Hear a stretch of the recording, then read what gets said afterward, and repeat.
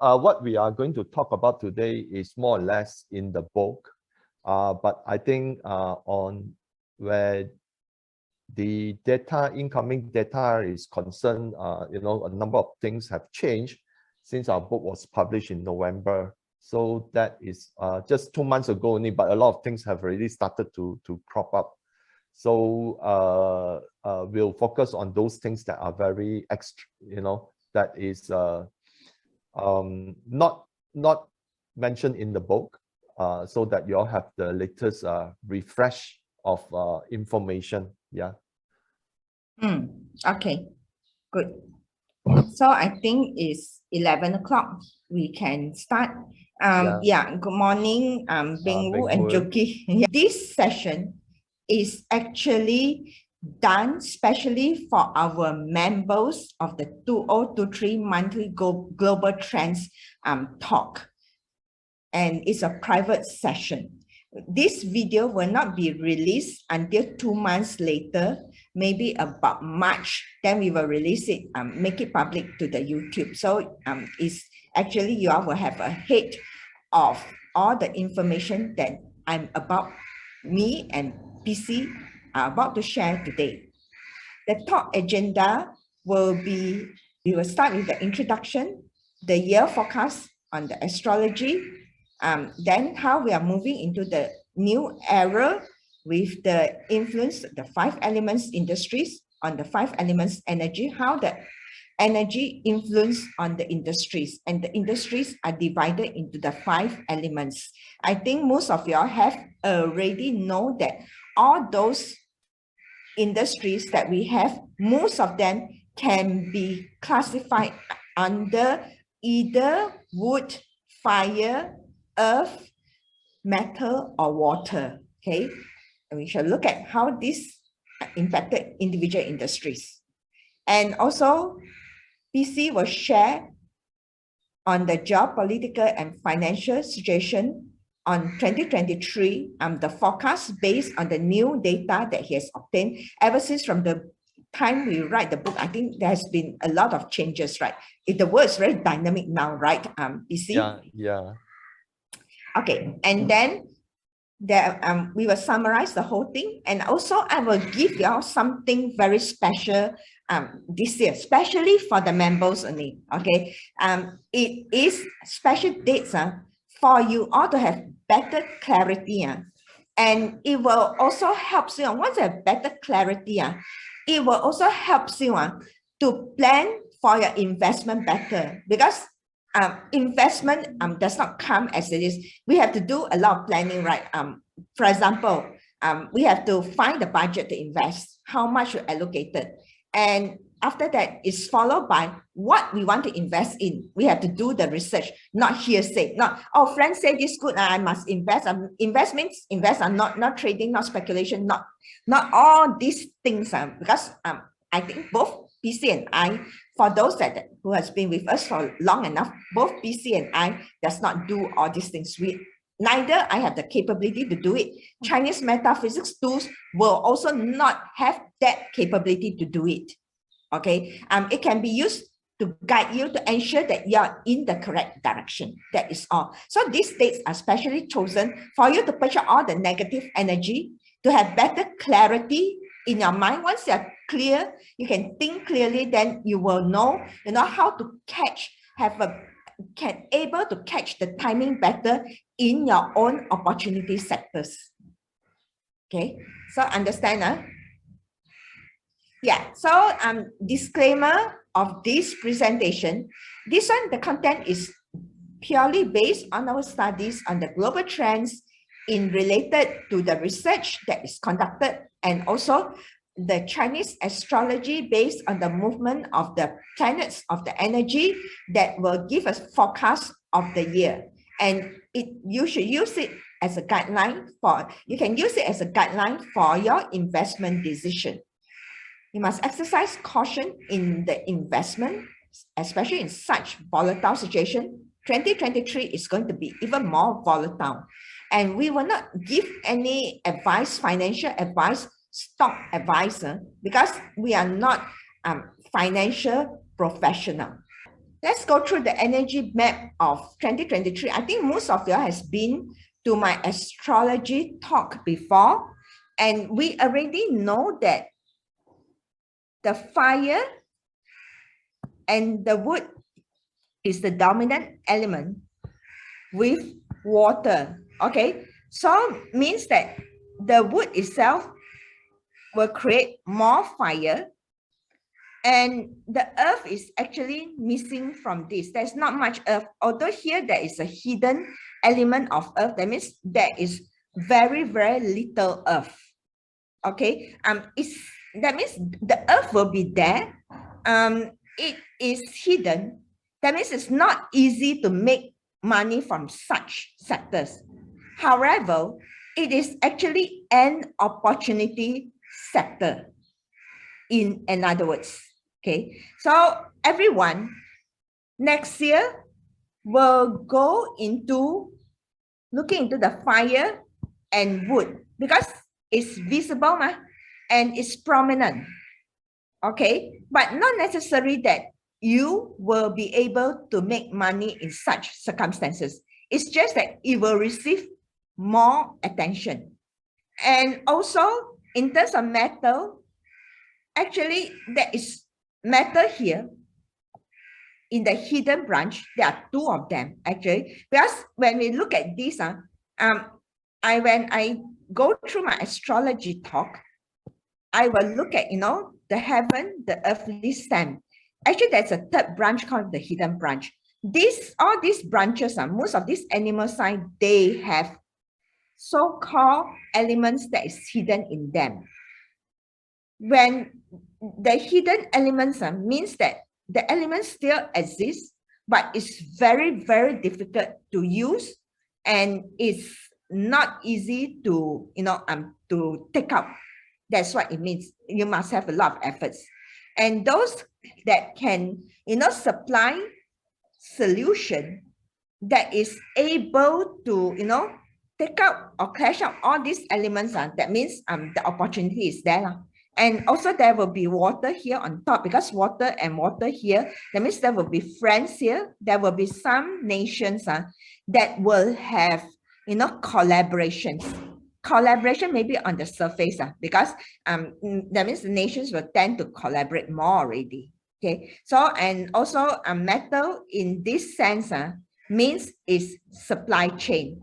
Okay, I have already talked about all these 5 elements in relation what it means. So the wood here next year, because this is a water, is the vehicle of the chart means that this represent we are every living creature on this earth.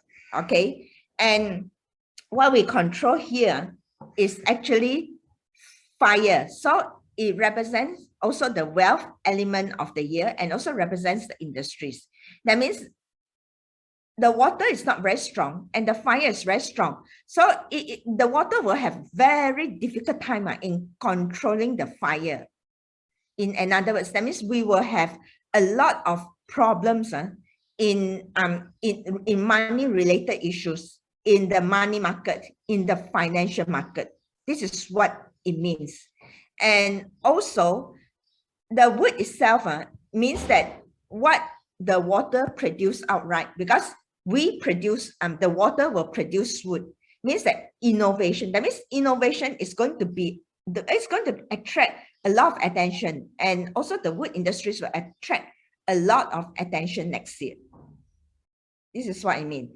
And after that we have fire, but is unable to produce earth because earth is very small. Means that the opportunity is there. You must be innovative enough to create some kind of a solution in terms of your property. So definitely you will have some money making opportunity. And also in terms of metal is needed to create water, create us, or in the industries, it means that supply chain is going to be quite limited, quite difficult to get raw materials.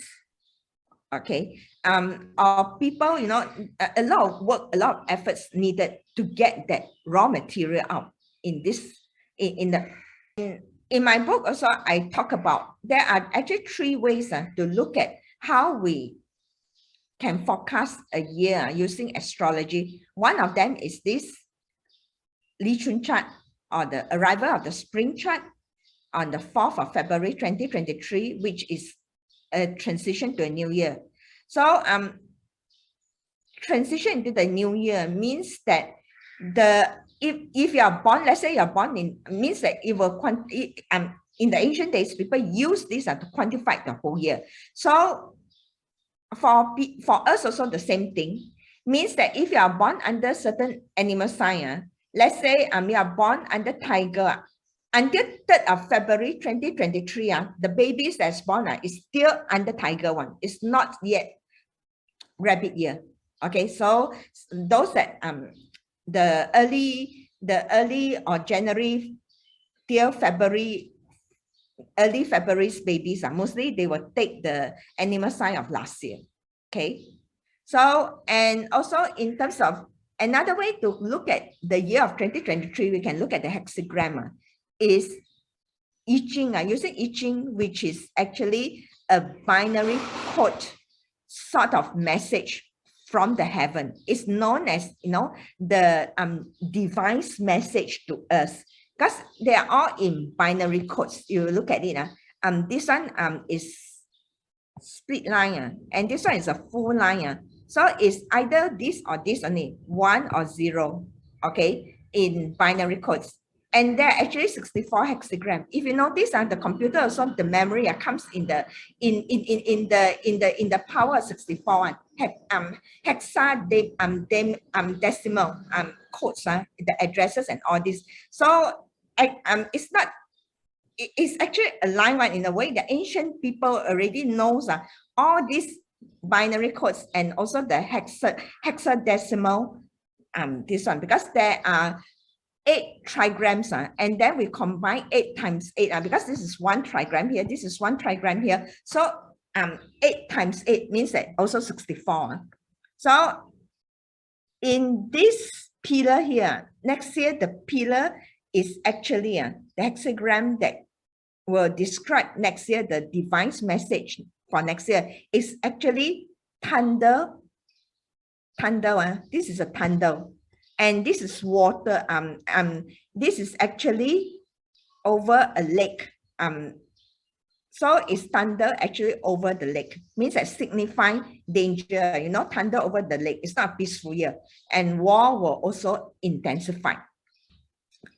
We can also look at the year itself from the Mother Earth Oracle, which will tell you about how the people will fare next year.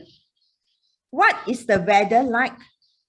What is the harvest, which is equivalent to the economic activities today? Okay, and generally, the food status, the supply chain, and also the worker. So in this Mother Earth Oracle says that half of the people will be happy, half will be worried. And it also says that mostly the first half of the year still okay. The second half of the year will have a problem, okay? And the weather is also extreme, because they mention about weather. Winter will be a lot of water, a lack of water. Spring will be plenty of water, okay? So it means that the weather is also going to be extreme. Sickness still plenty. Maybe there's some new mutations or some new sickness coming in. And in terms of supply chain, this one, food storage still good. Actually, it's more on inflation. Sorry, food will be on inflation. In other words, so supply chain will be suffering, because it talks about the silkworm. The silkworm, last time, silk is actually a major economic activities of China. So the supply chain will be suffering. People will have to work very hard to get the alternate material. So this is in line with the all the hidden metal inside here. Okay. So this is one. So in another words, we are, and also, as I said, we are also on 2023 is also a very special year. We are transitioning into a new era as well. From period 8 to period 9, I think most of y'all could have seen or have attended my astrology talk that this is a period 8 and this is a period 9 and 20. The energy has already set in. This will be the last year already. That means we are already 75 to maybe about 80% into the period 9, the fire period already. Okay, so and last year and transition of era usually is quite chaotic. So this also explains that the next year is going to be a very crazy, a very volatile year in terms of this one represents finance. Okay, this one represents innovation. And what happened is that this also represents the government. That means the government will be quite weak.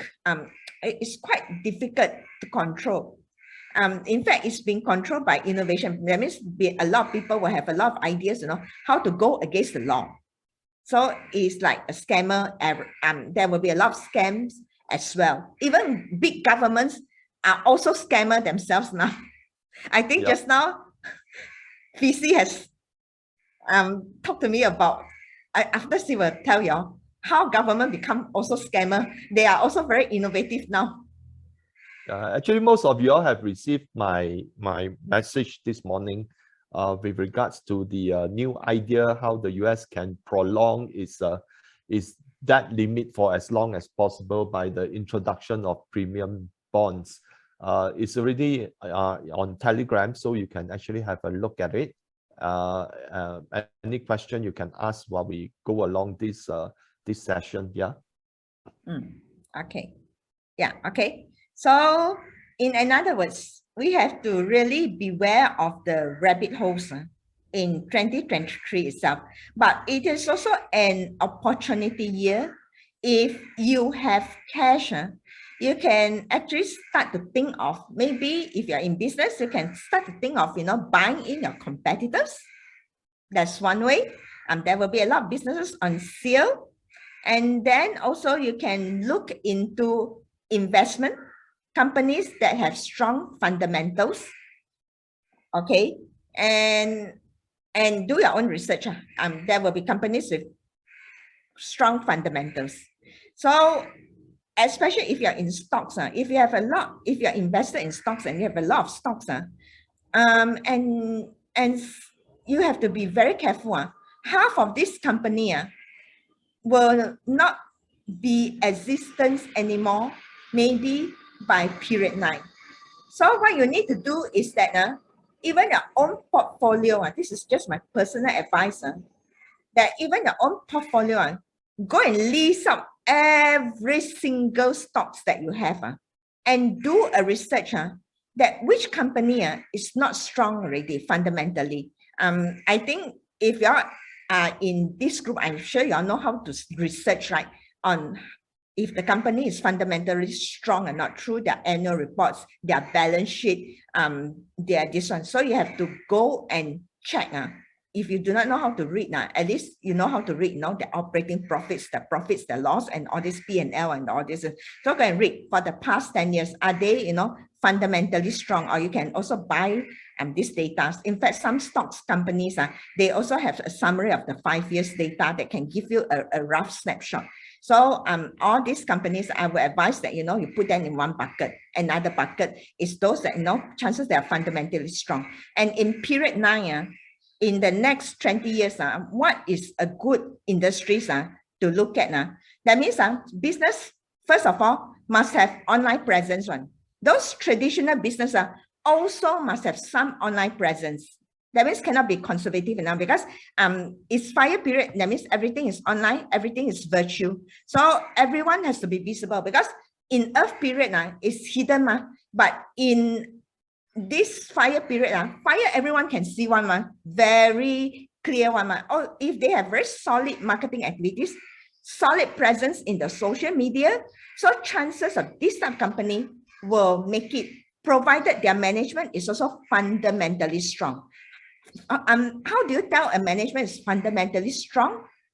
It's through the results or through their P&L already. Okay, so this is the thing, the thing that, you know, that qualifies that whether this company still have a potential and will survive through, you know, next year. Now if those survives through next year, then definitely maybe it will be a very good company that you can still continue to hold. Okay, so I think in terms of, yeah, let's go through each and every of these elements here. So in terms of fire, they will become fire industries is those that related to crypto. If you wanted to know about which industries classify under which element, then you can go to my YouTube channel. Later I will drop the link in the members Telegram channel and y'all can have a look. Okay, so in crypto is actually fire. Okay, crypto is not going away, although Bitcoin now is very low, the price. I don't say that you go and buy Bitcoin. You exercise your own, you know, your own this one, your own due diligence to understand about the Bitcoin, about Ethereum and all these things. Technology sectors will also have a lot of activities. There might be challenges in the supply chain. Okay, energy sector will be in demand, and okay, the wealth element in terms of the financial market it will also, you know, be very volatile and changes all the time. Means that stock markets and all these things will be quite volatile, and at the same time the war will also intensify. It's not going away. It will intensify. Okay, and later on DC will ties up everything to this fire also. Okay, then second we talk about wood. Wood will also be strong. It will also receive a lot of attention because extreme weather, crops will dry up because there's a lot of heat, a lot of fire in the chart. Means that fire means that is quite, you know, the chart is not balanced. It means that the weather also will have problem. Okay, so this is the crops. It will dry up due to extreme weather. Education also represents, wood also represents education because it's grow. So people will be very eager to learn. How eager to learn? Wood this year is an innovation element of water. That means water produced wood. Any innovations, any creativity means that it means that it's something that we produce out. Okay, one example, like singers, they must have innovation, they must have the output element in their birth chart in order to be singers, in order to be artists and all this, because people can see them, what they express out, innovation. Okay, so if those that who are, you know, considering to be in education field is good, but don't do those old stuff, obsolete stuff. Okay, even my skills also, some of them has obsoleted. If you are in manufacturing, that I'm sure you have heard of Lean Six Sigma. It's also like obsoleted already. I'm also reinventing myself in a new skills, in a new space, playing with the supply chain and all these things. Okay. Yeah. So actually, even if I may interject, yes. What happened during the COVID pandemic and the subsequent logistic problem have demonstrated that you know, lean management sometimes call for JIT, just in time delivery, if I'm not wrong, to reduce the inventory holdings and so forth. Yes. So JIT is very popular. But after the pandemic, what happened was that JIT was a failure because suddenly the sudden surge of demand in goods, you know, JIT just cannot meet up. So what they do, everyone started to produce, started to invest in manufacturing, you know. In Malaysia, we also have cases, you know, that property companies decide to invest in glove manufacturing. And then as soon as the vaccine, we have the vaccine, then all the glove manufacturers stock starts to drop. And then the property company, for those who know which company it is, and for those who do not know, it's actually Ma Sing. Then they are saddled with this plant and equipment that doesn't generate that kind of profit anymore. So that's why JIT can work, but under circumstances, I think JIT will fail. So that is why I think people are also rethinking, the kind of lean management strategy that one company should have. Yeah, okay, because lean part of it, one of the ways is inventory. And there are several ways to manage inventory, Kanban system and also supermarket system. But those are based on stable supplies. It's not meant for those that, you don't have stability, then you act, you die, because a lot of people do not know how to use lean in a very sophisticated manner. So the creativity must be there in a lot of things that you do. Okay, so you must able to mix, like what PC and I are doing today. We are mixing two different subject matters. Chinese astrology that people, and ancient art together with the modern global research to come up with a program like this. So this is an example. Okay, that people will be very happy to go through education, but it must be something that is new, that is innovated. Okay, so Evelyn, I also want to let everyone know that the most recent news that I got just about 30 minutes ago, is that the US announced their agricultural production for the year 2022, and believe it or not, it was the same level as 2008. So that means that weather has actually played a very strong role in reducing the US agricultural output.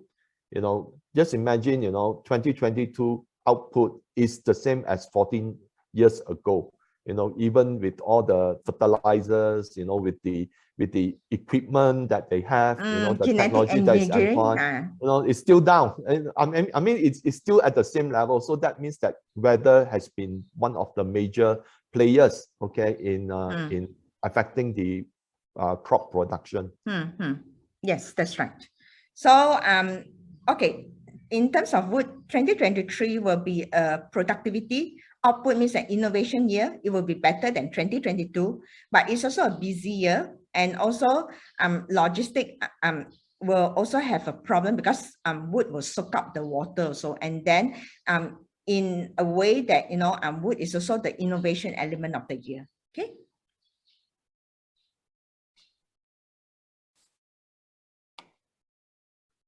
Renewable energy. Okay, later on I will answer the questions.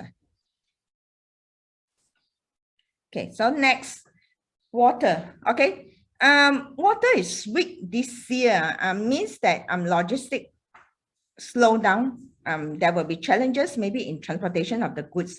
However, because this year also comes with another way of looking at the chart, the traveling style is stronger.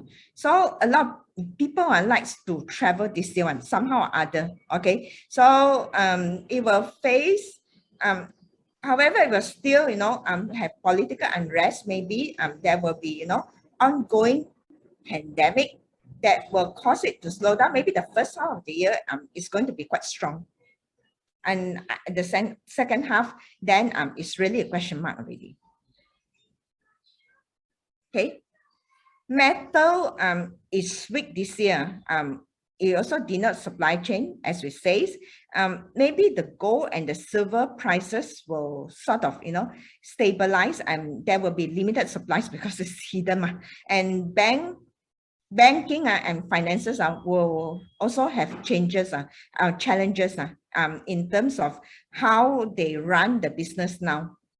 Okay, and maybe a lot of fintech is also replacing some of the roles that the banks are doing now. Right. If they have CBDC, a lot of the commercial banks will have to shut down. Yeah, that's right. So be very careful. Actually, it's also very sad, and the public bank founder Tay Hong Piao passed away, right, in recent times. But I don't say that I'm happy that people pass away, but it's also in a way in a blessing that he will not be able to survive to see the period 9. Yeah, I think a lot of things are already pointing to that effect. In fact, in the release of Bank of America and JP Morgan financial statement, both of the banks are actually making a provision of loan loss of up to 1 billion. And that's just the first at the end of the first quarter, at the end of the fourth quarter. So, and things are just going to get worse. So I think the provision for loan losses is going to skyrocket. In fact, there's also a separate article stating that Goldman Sachs could face a loss in credit card debt amounting to a few $billion. So that's how severe it is. Yeah, okay, yeah, okay, yeah.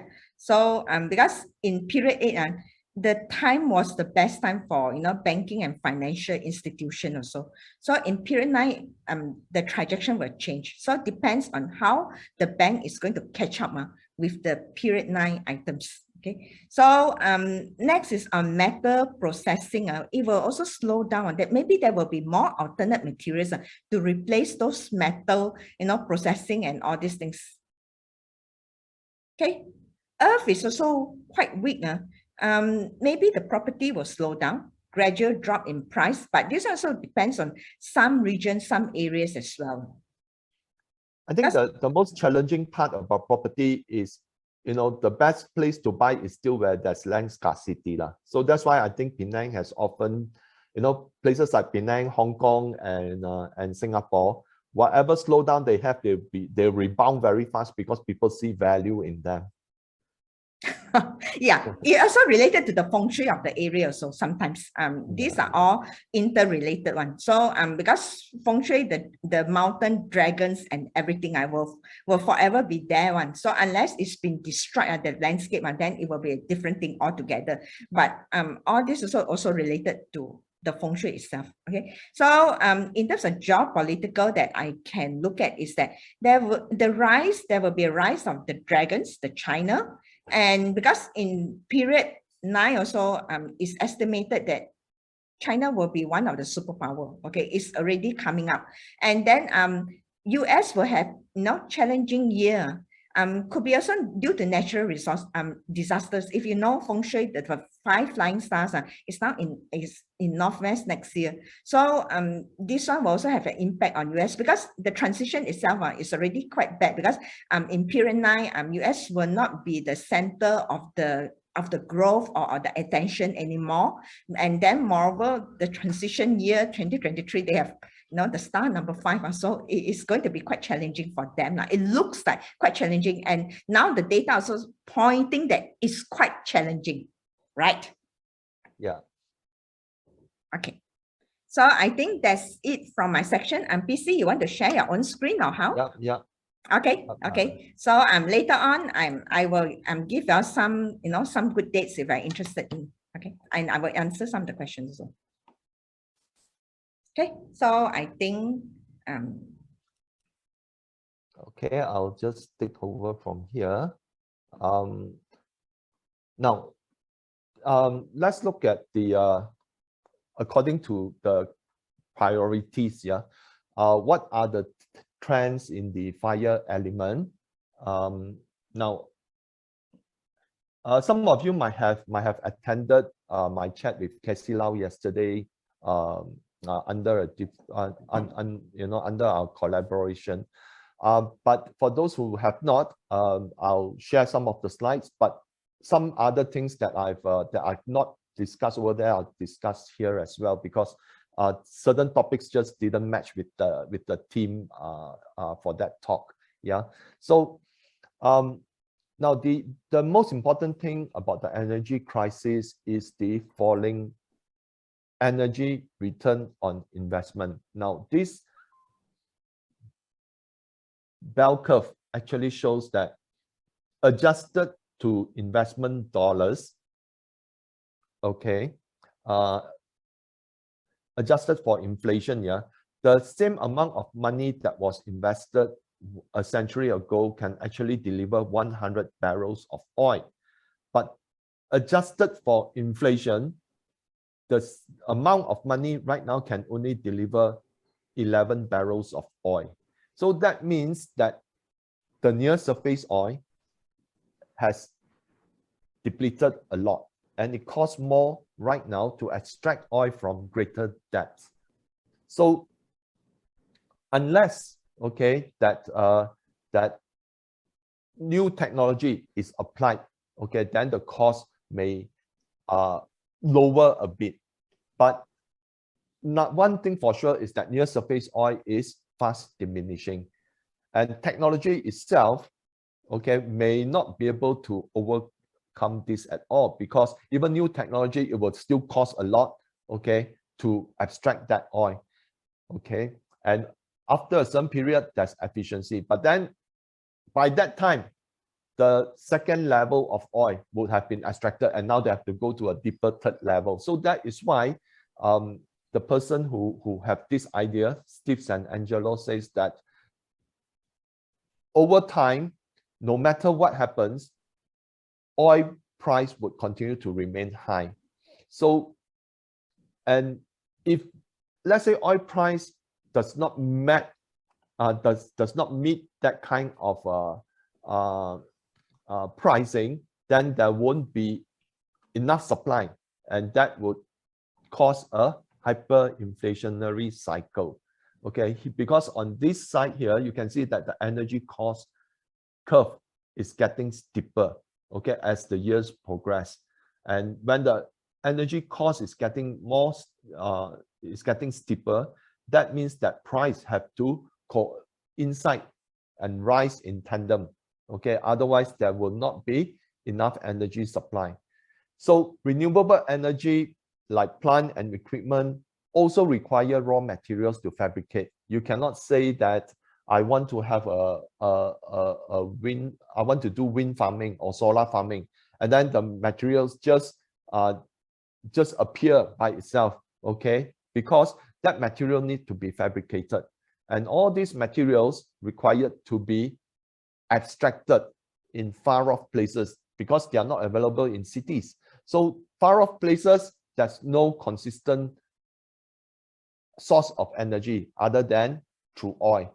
And that is why oil would still have a major role, okay? Until such time where technology has developed that machines that mine, okay, would have a small nuclear reactor, okay, a nuclear reactor cell, and then that could actually transform, okay, the energy, the whole energy sphere, and that would actually propel uranium to be a very, very important source of energy. Of course, there are other renewable energy proposals like using hydrogen cell, okay, and hydrogen cell, even that hydrogen cell itself is not also need to be fabricated, okay. And one of the key minerals that are very important for the functioning of the hydrogen cell is actually platinum. So even if they go for a miniaturized, okay, nuclear reactor to power, let's say the ships, to power aircraft, okay, and eventually on land-based vehicles, automobiles, that itself would consume materials that need to be fabricated, okay, to contain that source of energy. So no matter what, there'll still be abstraction, okay, of minerals. So one of the key things that that Steve San Angelo mentioned is why he thinks that there is a continual energy crisis is based on this chart, that over the last, okay, 10 years, energy production have reached 320 billion barrels, but total discovery is only 76 billion barrels. So there is a huge deficit between production and exploration. So which means after they're produced, okay, new without new barrels of oil, okay, that is discovered, there won't be any further development. And this 76 billion that is newly discovered, okay, if you look at it, will be consumed over the next few years, unless there's continual oil discovery. But that oil discovery also is being impeded by the ESG agenda, because the ESG agenda stipulated that, you know, banks should only invest in those, encourage banks to help companies that meet the ESG agenda to have the money to invest in renewable source of energy. Okay, so that itself does not give a lot of these companies the amount of capital that they need to expand in their exploration. Of course, certain countries, they just ignore the ESG agenda, especially I think a lot of the OPEC countries, because that is their life and blood, okay, where oil is concerned. And they themselves would want to retain a high price of oil in order for them to diversify from their oil-centric economy, because sooner or later the oil would actually run out for most of these countries, yeah, or it will become so costly to extract that it just doesn't make sense.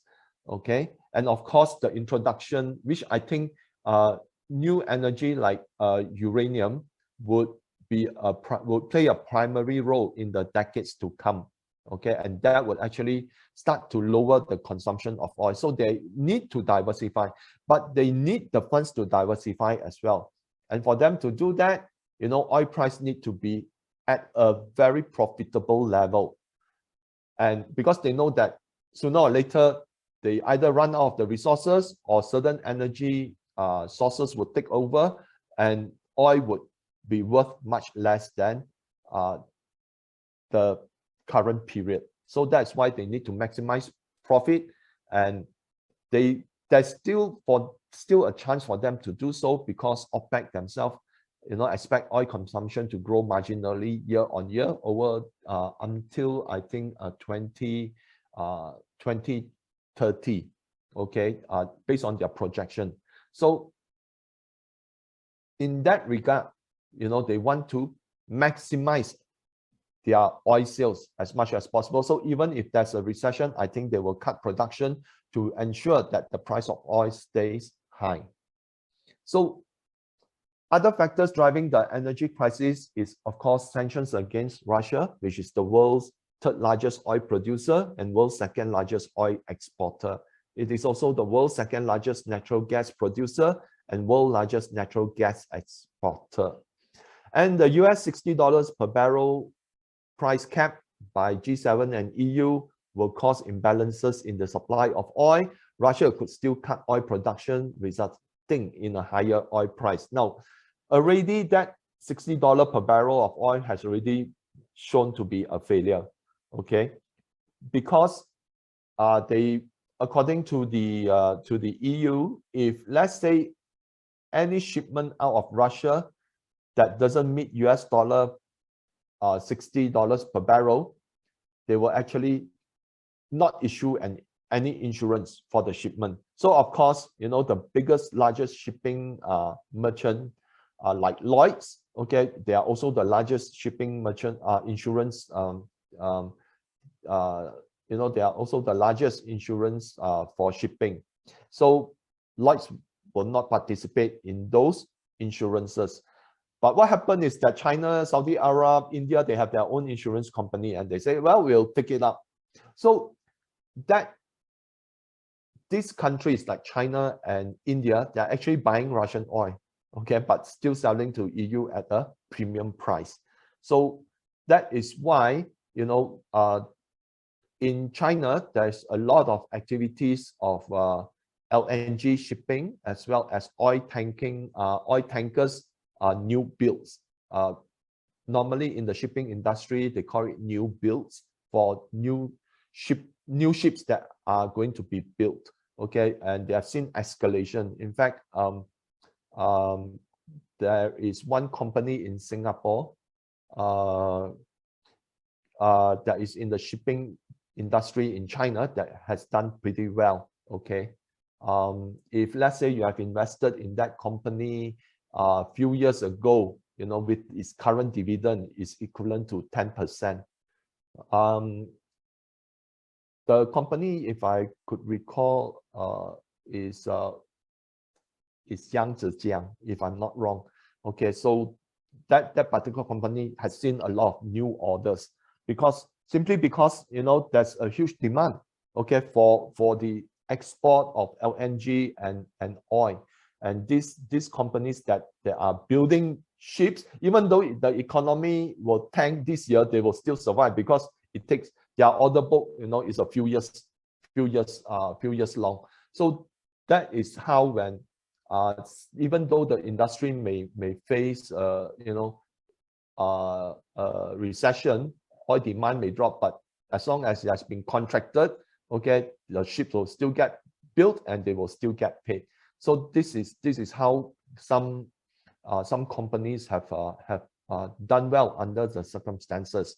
Okay, not a stock recommendation, but you know, you need to do your own due diligence if you want to look at that stock. Yeah. So of course, I mentioned just now OPEC production cut. Okay. If recession hits, then China reopening will exert pressure on the oil demand, just as the US needs to refill its SPR. Now, the US have not done any refilling of its SPR ever since February 2022. And so far, it has declined by 36%, the latest, if I'm not right, if I'm not wrong. Yeah. So, and if we continue that over the next quarter, okay, let's say towards end of Q1, that amount of depletion could surpass 50%. Okay. And if let's say it reach 50%, that means it's very critical, because in the event of war, then there won't be enough oil, okay, to support the US military. So sooner or later, that strategic petroleum reserve need to be refilled, and I think it will likely be at the end of Q1 or early Q2. So and just at that time, China is also China would have grown out of its reopening risks and all those, and more people will start to travel. And by that time, the demand for oil would actually rise in China. In fact, China for those of you who read my Telegram text the other day, I think I put in a link that mentioned that China's oil production, oil demand this year, oil import this year will actually rise 20%. Okay, and China has its own oil field and gas field as well. Yet it is going to increase its demand of import by 20%. So that is why I think oil price would remain quite high, okay, even though recession occurs in some of the Western states.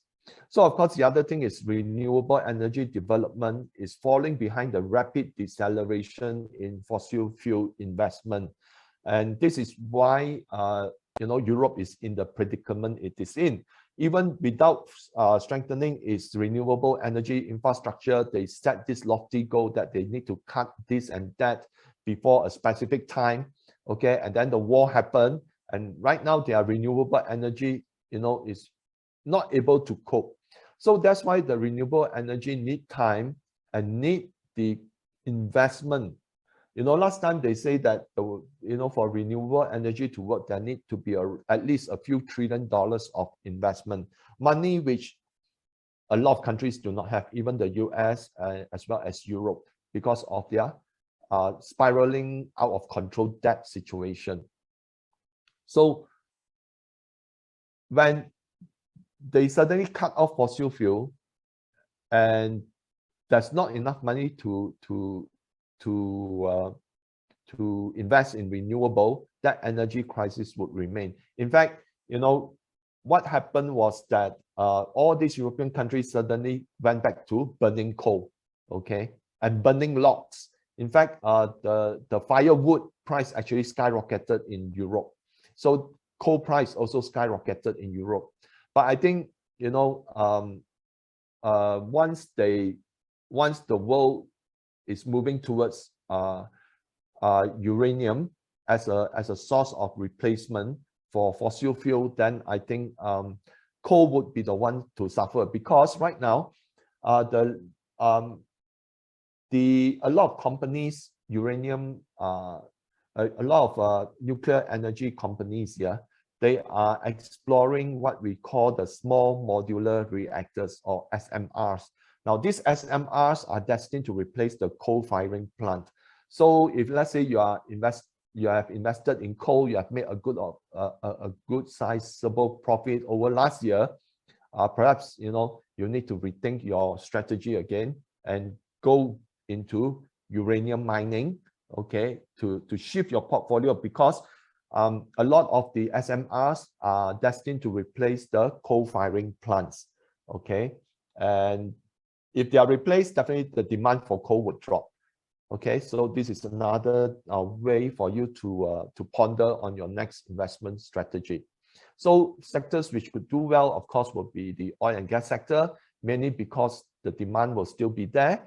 China increase of import, okay, then as I mentioned, LNG shipping companies. For Malaysia, I think you can monitor MISC, okay, because MISC is also one of the leading companies in oil and LNG shipping. So it's worthwhile to look at it. And I think that bulk carrier may not be suitable, because a lot of the bulk carriers made a lot of money last year because of coal.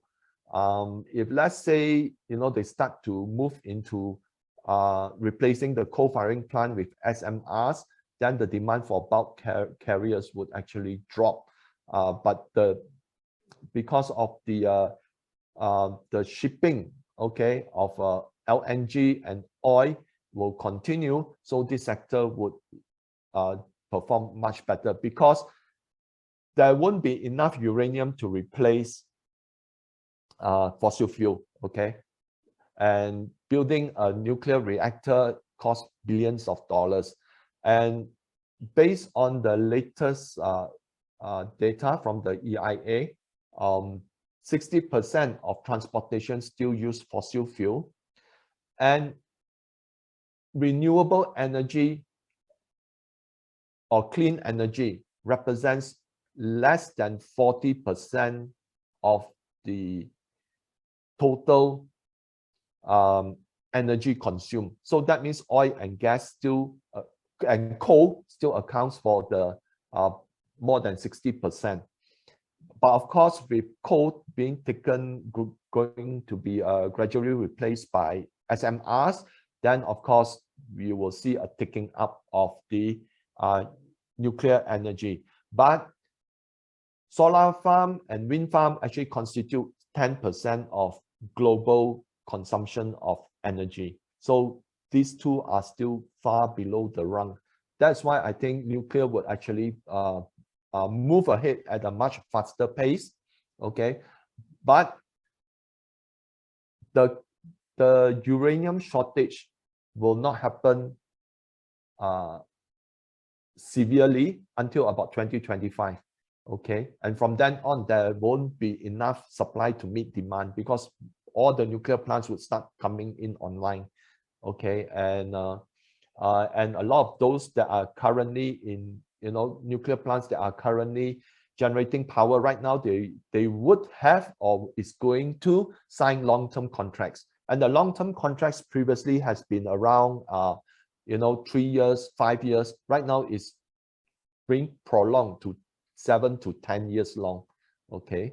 So that means that the existing nuclear power plants know that there's going to be a uranium shortage.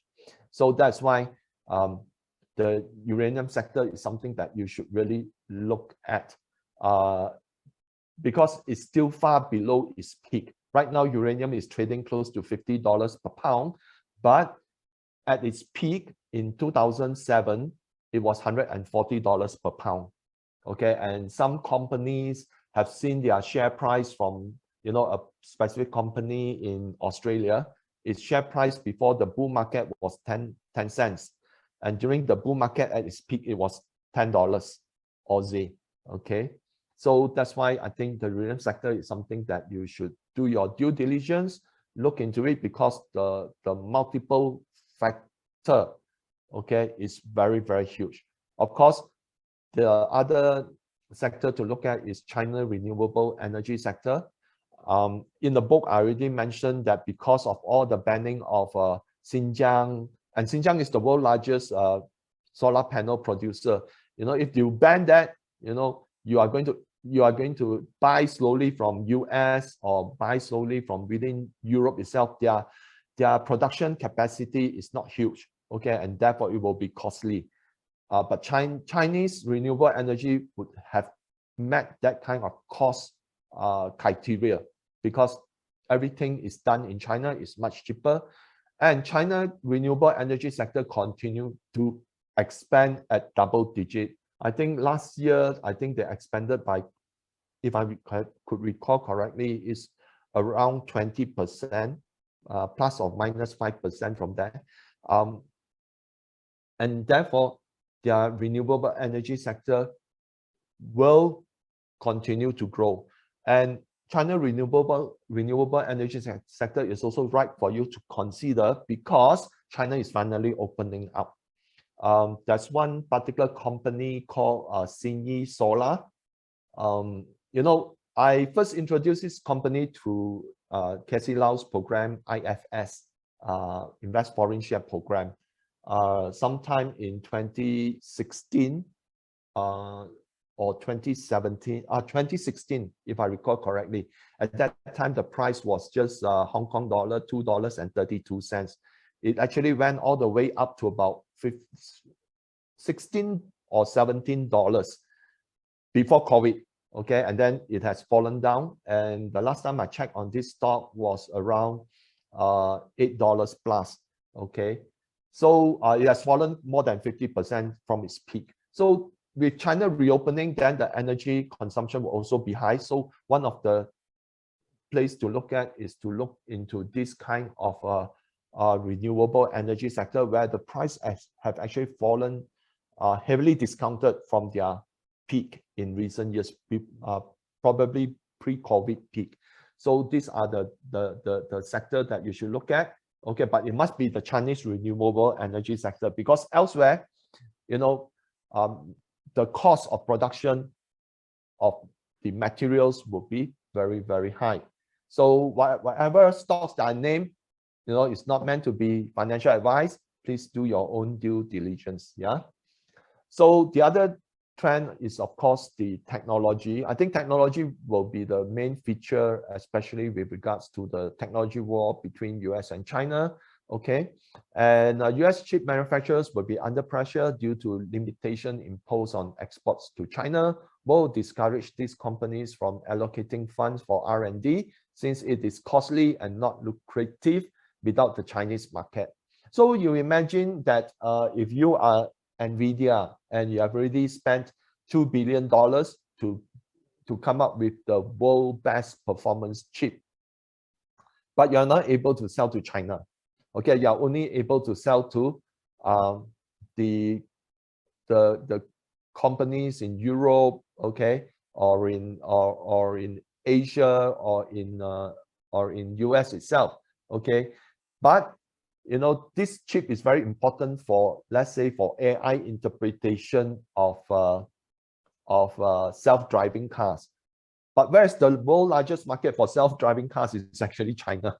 Okay, so by restricting that market, I think it will discourage companies from really spending a lot on the R&D, because it's a very costly affair. So, you know, US tech companies are already laying off staff. Okay, Amazon, Meta, Coinbase, Salesforce, and Micron Technology, Micron, which is actually a semiconductor producer, have announced that they will lay off 10% of their staff. So this highlights weakness in the US tech sector. So meanwhile, China will begin producing photonic chips in Beijing this year. And on 23rd December, Huawei submitted a patent application for an EUV lithography scanner. Now, this reminds me of a news that I read a few years ago, where the CEO of ASML boasted, even if we give the plans for China, okay, to build an EUV, they won't have the talent to build it, okay, and China would take a very long time, before they can finally build one. But I think they really underestimate the determination, okay, of the Chinese tech companies. So they have already filed this patent, but it doesn't mean that they can immediately start, building an EUV lithography machine themselves. But it is a start. So Huawei has already mentioned that they will continue to pursue this diligently and aggressively, and because Huawei Huawei has a very strong chip development team. But the thing is, whatever chip that they develop, they cannot manufacture. Okay, previously their Kirin chips was actually manufactured by TSMC. Okay, so TSMC have already rejected Huawei. So that's why they need to really pursue this to be able to be, to continue developing better chips for the future. So China is reported to be mulling 1 trillion funding to leapfrog its tech industry, but so far this is just a suggestion, okay, by Jeffries, and Jeffries is actually a stockbroker. So, but then there's also a countering report in Bloomberg that some analysts are saying that China just do not have the funds to raise 1 trillion. Okay, but I think whatever that is done right now in China, I think China will play it on a very low key. Even SMIC, which is already producing 7 nanometer chip, is not saying that in their report. So in their report, if I remember correctly, there are only two segments. One is above how many microns, the other is below how many microns. Okay, they no longer state like last time they produce 28 nanometer, they produce 90 nanometer. They don't break it down to such. Even SMIC has become very secretive, and I think a lot of the Chinese company will be very secretive too in their financial reports, because they do not want to be seen, okay, as giving a reason for US to mount further sanctions and so forth. Yeah, so I think China tech industry could see exciting development in 2023, and if let's say you are interested in investing in the tech sector, I think the Chinese tech sector would be a better option than the US tech sector on a comparatively basis, based on PE ratio, okay, and on the potential basis and based on the market potential, okay, and the development potential and such. So let's talk about cryptocurrencies. Now, the fallout from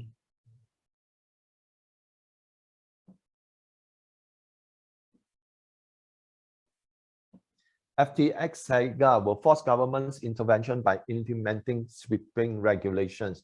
Now, this FTX saga has actually caused a lot of angst among the people who actually promoted, okay, FTX. And before that, they were saying that, hey, FTX is good, is outside of government jurisdiction, there's privacy, there's freedom. So after they lost billions of dollars, they now urging government should have more, intervention. They should create regulation so that the industry is regulated and investors won't lose money. So you can see that, one person can talk a lot of things until it really hits home, and then they change their attitude altogether. So governments will also actively promote their own CBDCs. I saw a YouTube channel very interestingly this morning, but I still cannot verify it because it is a video that is narrated by a robotic voice. But it mentioned that Iran is actually going to sell oil to Europe using cryptocurrency. Whether it is the Iran's CBDC or BTC, I can't verify at the moment. But it mentioned that Iran is considering selling oil to Europe using cryptocurrency. So UK banks suggest tracking customers' carbon footprint via CBDCs as well. So for those who have read the book, I did mention that a French supermarket chain was actually started tracking the consumer carbon footprint through its receipts. So US banks are now asking, suggest that we should start tracking people's carbon footprint as well. So this will be seen as a threat to privacy and freedom, which could trigger a leap of faith in the non-CBDCs or mainstream cryptocurrencies. And it will come down to the survival of those with resilience in applications and relevance as a store of value. So some of you might have seen a news article that I sent that in Russia, the cyberbank, which is one of a major bank in Russia, has tokenized gold as a digital asset. So that means their digital currency that is issued by the bank is actually backed by gold. So that is why how cryptocurrencies will revive. There are a lot of different interpretation. Just as I say some months ago that eventually, don't be surprised if one day one exchange will say that its BTC is backed by gold. It could also happen because the failure of the exchanges have shown that if you have a token that is backed by cryptocurrency, it doesn't instill confidence. That is why when so many of the exchanges fail, it caused the entire collapse of the exchange.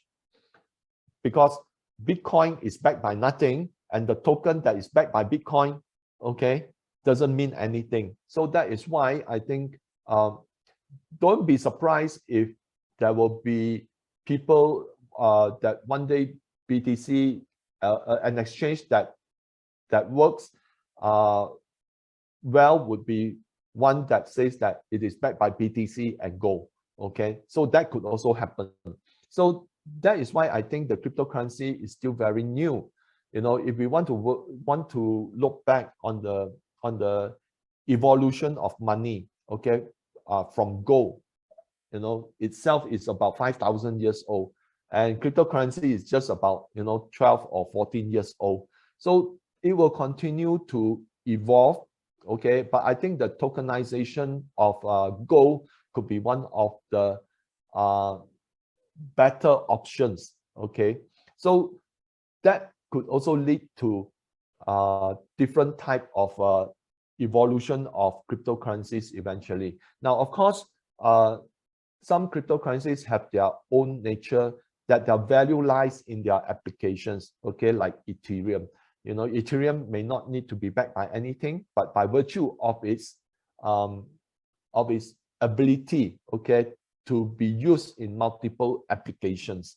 So that gives that cryptocurrency its value. But because cryptocurrency by itself as a market everyone will often refer to what happens to Bitcoin. Okay, if Bitcoin falls, then the rest either fall harder or fall somewhat less harder depending on their application value. So it's a very interesting thing to look at, but I think you need to exercise your own due diligence and be prepared that you might see a huge capital being wiped off. Before then, it make a very, very strong rebound, and then you start, you know, having seller's remorse. Okay, I should have sold later, you know, not earlier. So these are the kind of things that can actually damage our physical health, okay, and well-being. So that's why when you enter into certain, especially right now, the cryptocurrency is still in a very speculative market. You should be prepared for all eventualities, okay? So as I mentioned, Asper Bank has already come up with this go back digital currencies, okay? And the Fed pivot to save the economy to trigger a loss of faith in the US dollar because based on the unwinding of the credit or liquidity from the market, if the Fed want to save the economy, its QE have to be many times more, okay, than what it did in 2008. Now, during 2008 financial crisis, the Fed actually increased its balance sheet from 800 billion to about 4 trillion. That means a 5 times increase. So right now, the Fed balance sheet is sitting at 8 trillion. Can you imagine what will happen? Okay, if let's say the US economy starts to collapse, having multiple credit crises, you know, banks, their mortgage guarantor like Fannie Mae, Freddie, you know, Fannie Mae and the Freddie something, okay, those are actually government agencies that actually guarantee the loan, okay. So if let's say something happens to those agencies, and already the BIS mentioned that there is 80 trillion of off-balance sheet debt sitting in non-financial and pension funds balance, you know, institutions. So if all this start to unwind and collapse, imagine, you know, having 5 trillion but 5 times more to rescue. That would be 40 trillion increase in the Fed total assets. And if let's say that happens, the US dollar would actually fall much worse than its 2008, 2009 low, which is where the DXY was actually about 62, okay? If let's say the US start to print so much money, then it will likely fall below that 62 achieved in the last financial crisis. And that could trigger a cryptocurrency revival. And not only that, it will trigger the commodity into a super bull cycle. So why I think there's a financial crisis ahead. Now, this is the quarterly change of the US M2 broad money supply. And you can see that it dates back all the way to 1970. And right now it's here. This was during the financial crisis. So can you imagine how deep here versus here? Okay, so that means that there's no way to escape this, okay? Because recession is almost a certainty given the current indicators, falling PMI, yield curve inversions, okay, etc. I think I've shown, I think in the January segment, I've shown with you, I've shown for you the yield curve inversion, which currently now is more than 90%, where previously a 70% inversion would already be the best indicator of a recession. Okay, right now it's 90%. So EU likely to experience hyperinflationary depression due to high inflation and rapid deindustrialization, because a lot of people will lose their jobs. Okay, right now in France, there are people protesting to get out of EU, to get out of NATO. So the ECB must continue to print money to sustain the weak economies, especially Italy. Okay, so credit crisis, falling M2 money supply due to interest rate hikes plus QT and record debt levels. Okay. So the other thing is sovereign debt crisis in Italy and Japan as prime candidates, according to the CEIC.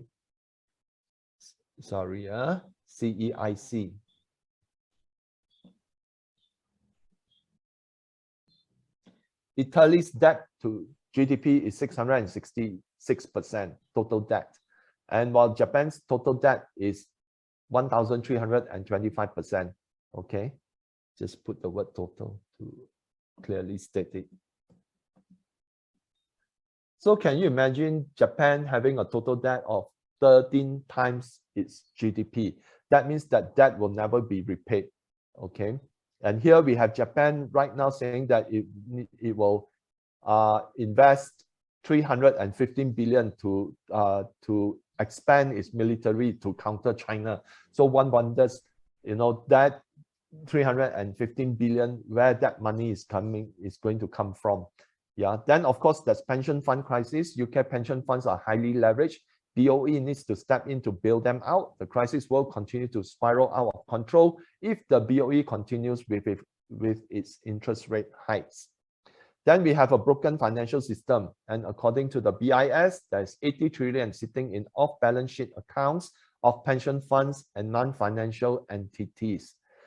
So this 80 trillion is a trigger. Pension fund crisis is a trigger. Sovereign debt crisis is a trigger. There's right now multiple triggers that can actually evolve into a financial crisis. And the other thing is that mounting central bank losses as bonds and investable assets tumble in price because of higher yield, resulting in major losses.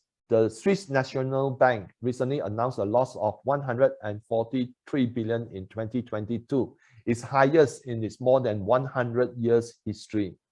ECB also warned that it could face mounting losses, okay, based on the Financial Times publication on 12 December.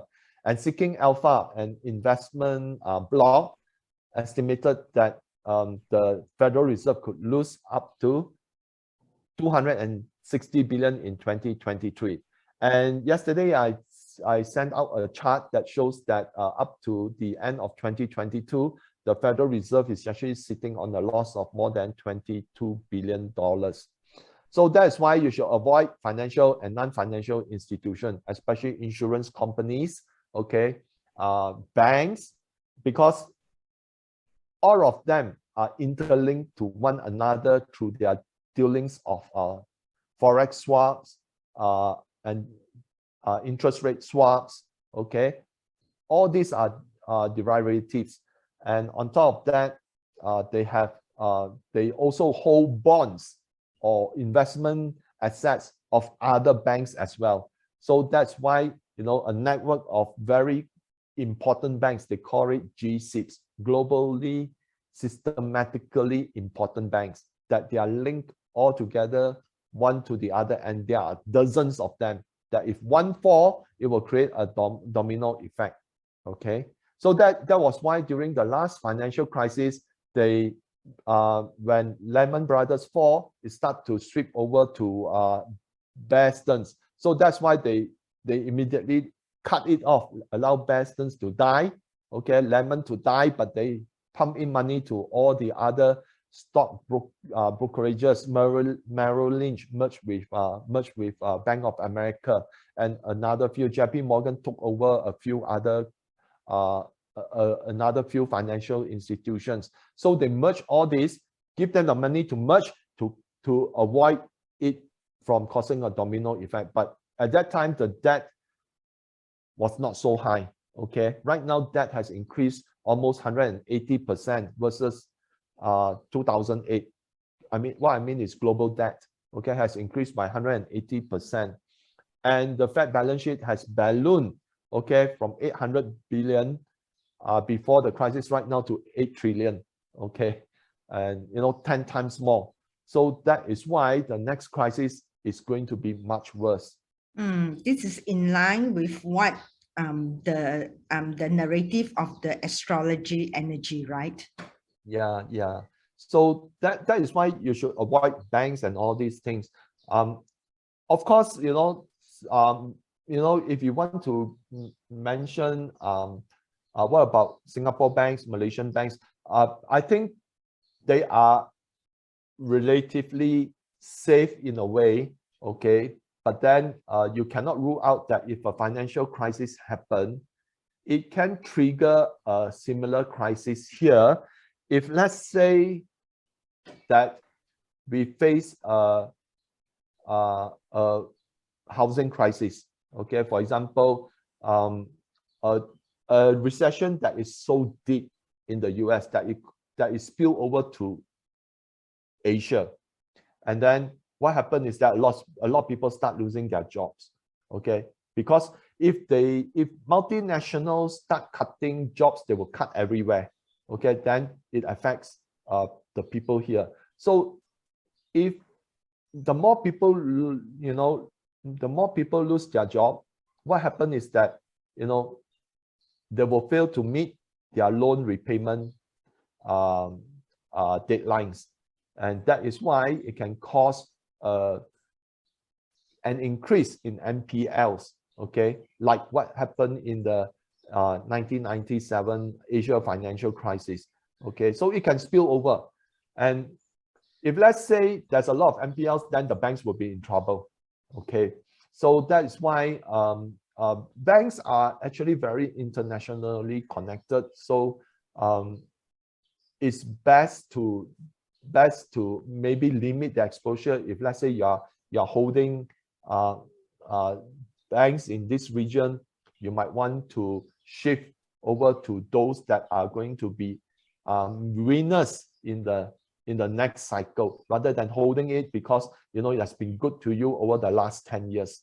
Okay, so these are something that you need to maybe re-strategize.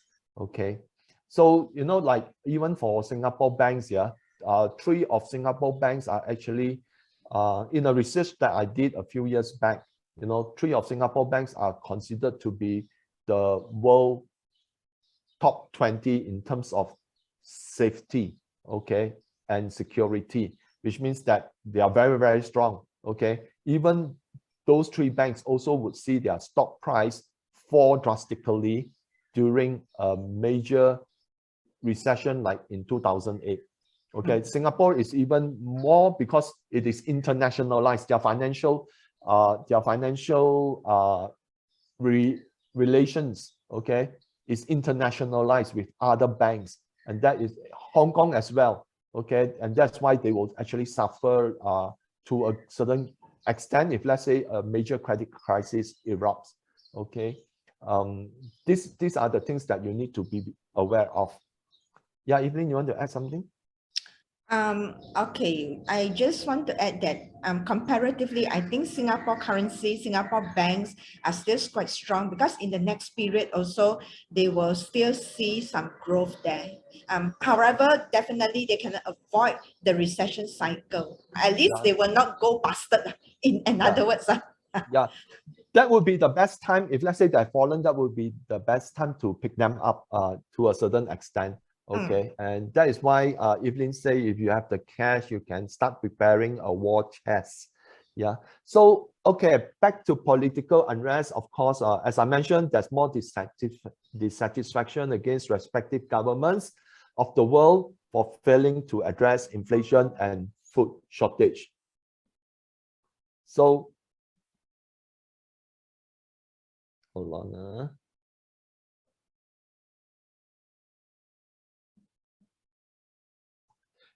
So in the EU, the citizens are facing severe energy shortage, inflation, and loss of jobs due to rapid economic slowdown. So we could see more strikes, demonstrations, and riot. Rapid decline in UK and EU economy, more draconian laws to limit protests. UK actually initiated a bill that will limit protests. Some governments may collapse. Okay. Then war of attrition in Ukraine. Russia is in no hurry to end the war. The objective is to wear down Ukraine and NATO militarily, economically, and financially. So US will continue its effort to instigate military confrontation between China and Taiwan. Objective is to set back China's economy and create unrest. So right now, US has convincingly roped in Japan and South Korea. And recently, due to certain immigration tension between China and South Korea News did a poll and said that 60% of South Koreans willing to fight China, okay, for if they invade Taiwan. So I don't think China will invade Taiwan. It's just that to what extent the US want to push Taiwan towards declaring independence. So China knows what the US is up to, so China will not fall into the trap, but rather China will look at how to, China and Russia, in fact, how to destroy the US financial system, okay, through de-dollarization to prevent a war with the US. So according to US think tanks and the Pentagon, US has only a narrow time frame to bring about the fall of China, failure of which will see the demise of the US as an economic, financial, and military power. And they put the deadline that sometime up to 2026. So that's why I think the US will give a lot of assurance to Taiwan. You just declare independence and then we will back you up, you know, with our military.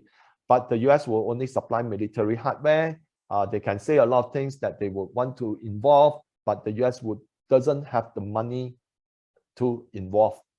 So possible involvement in a war between US allies and Iran as the JCPOA discussion has lapsed. Okay, so Israel could be one of the prime allies used by the US to mount an attack on Iran. So NATO may attempt to create tension in Kosovo and Serbia, which Serbia is pro-Russia. NATO may also attempt to sow the separation of Armenia from the CSTO, which is the Collective Security Treaty Organization, spearheaded by Russia. So you can see that they are trying to cause problems, yeah, and tensions in the southern side of Russia so that it erupts into a war, which then create another headache for Russia. So wood elements trends, agricultural output. Just now I touched a few in that agricultural output are already showing decline. So food inflation is there and it's causing a lot of producers to restrict exports and causing the global food shortage as a result. Okay, so India, you know, is like they are going to withhold, you know, their wheat export, and other countries as well, because the last thing that they want, you know, there's not enough food to feed their citizens. So ESG agenda is causing much disruption to the global food chain supply due to restriction on the use of non-environmental friendly fertilizer, okay, pushing the price of environmentally friendly fertilizers higher. And you can see that even though that was before Russia and Belarus were allowed to export their fertilizer. After that, they, you know, looking at the food inflation, you know, they decided to allow Russia and Belarus to export their fertilizer, and the price started to drop. But if you look back, you know, before pre-COVID, you know, it's like below 70, and right now it's still about more than 2 times. Okay, so price is still high. So another ESG agenda which is causing much disruption in the global food chain is the mandatory reduction of livestock. Okay, for example, the Netherlands government recently announced its intention to force the buyout of about 3,000 farms in the country to reduce nitrogen emission. The country is one of the world's largest dairy producers. Okay, so you imagine 3,000 farms. And not only that, they have to reduce their livestock headcount because too many cows can cause emission of methane, okay, through their farts. So high cost of energy is putting pressure on farmers on top of the cost of fertilizers and animal feed. The major threat to the agricultural industry is the uncertain weather. Last year, the world suffered both severe drought and winter conditions. So weather conditions have become unpredictable due to changing ecosystems and disruption caused by the grand solar minima, which is expected to last for 2 to 3 decades. Now, the worst time it hits Earth was that it lasted from 1645 to 1715, and that is about 70 years. Okay, so let's look at productivity. Now, for a greater part of the past decade, investments has been concentrated, okay, to look at the financial assets rather than improving productivity. So the coming recession will be extremely difficult on the Western debt-based economies, as many have lost their industrial production capacity. So because a lot of it is spent on financialization of assets rather than investing in their production capacity. So what we have then is a high stock market, but low production capacity. So Asia could see increase in productivity as trade with China flourishes. In fact, right now, China is the world's, most of the world's countries' largest trading partner. Yeah, this could cause an imbalance in global economies, resulting in suffering in some and growth in others. Now, due to this imbalance, it could also affect the global supply chain and hence the logistic industries as well. And education, so often it takes a crisis for the world to rise up. So in this regard, we will see people learning new skills and seeking new knowledge to keep up with the hard times. Corporate education and training will focus on improving cost efficiencies and productivity amid the hard times. So companies that help nurture other companies, okay, or help them to improve their management, okay, those companies would thrive, especially companies in the consultation business. So education in technology and application of digital platforms will also be the front runners. So water element, logistic.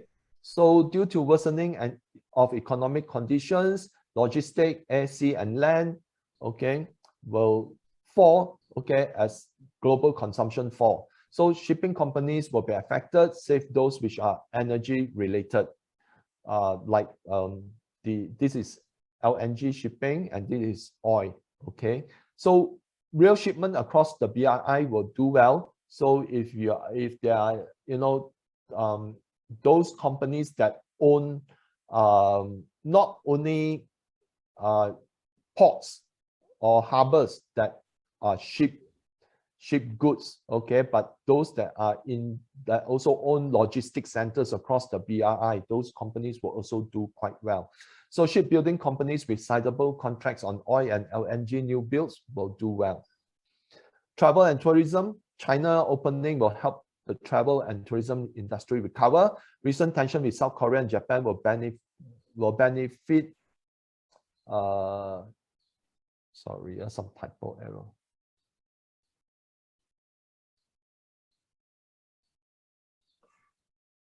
Will benefit intra-China and Southeast Asia travel. Australia and New Zealand could see revival of tourism.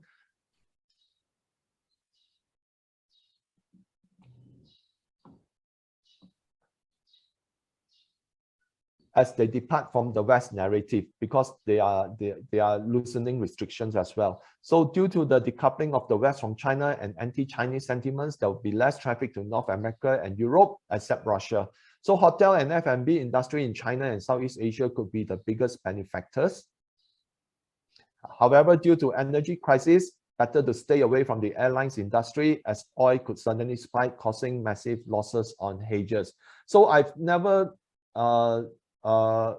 advocate one to invest in airlines, okay, no matter how good that travel industry, because all it takes is just one hit, you know, oil suddenly spike, and then, you know, the entire that company could see a whole year of losses being wiped off. You know, if you remember Air Asia previously, you know, they make a wrong hedge and then they lose, you know, millions and millions of ringgit, okay, due to just a wrong move.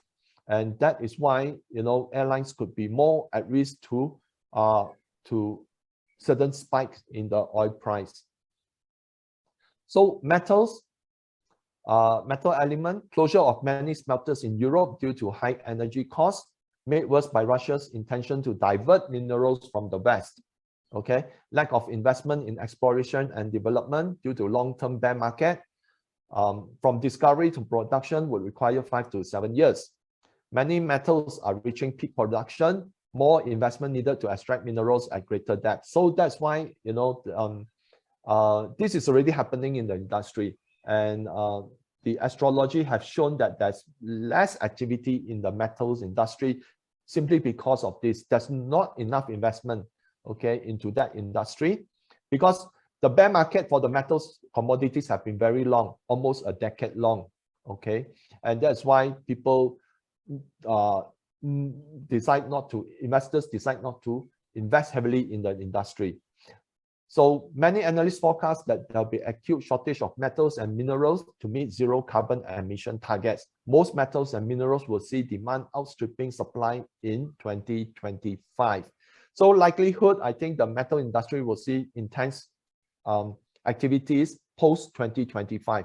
But during these few years, okay, 2023 to 2025, there will be a lot of investment into exploration, okay, but it will take time until 2025 and thereafter to realize production.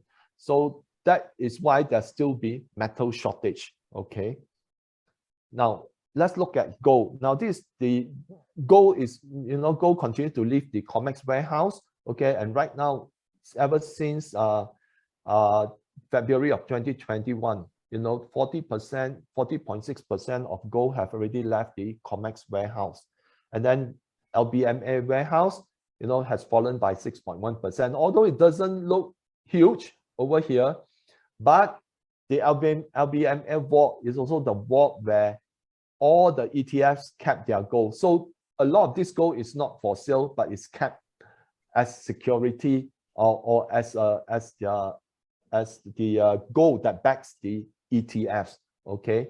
But sometimes they do borrow from the ETFs to sell into the market to lower the price to buy back up. So that's why the LBMA and COMEX are often known as, you know, manipulators, okay? They manipulate the price of gold by force selling it, and then when it's cheap, they cover their losses, and then they able to restock back their gold. But right now, the demand for gold is too huge because China has been one of the biggest buyers that have been selling US Treasury to buy gold. And this is the silver. Again, you can see a lot of silver has been moving out from the COMEX warehouse, 25.6% overall, but registered is 77%, okay? So this is the LBMA. You can see that it's steeper than the gold, okay, and since then silver has fallen by 27%. So these are all the inventories that's leaving, and that goes to show, you know, that a lot of people are buying precious metals as a hedge against global uncertainties, inflation, and central banks that have gone crazy. So in terms of finance, so due to many problems highlighted in the financial market earlier, banks and financial institutions could face mounting risk. So I will not repeat what I've said earlier just now under the fire element. So best to avoid this sector. So earth element, crisis ahead. I think I shared this chart before, and you can see that houses, this was when the price of houses peaked at the peak interest rate before it started the housing crisis.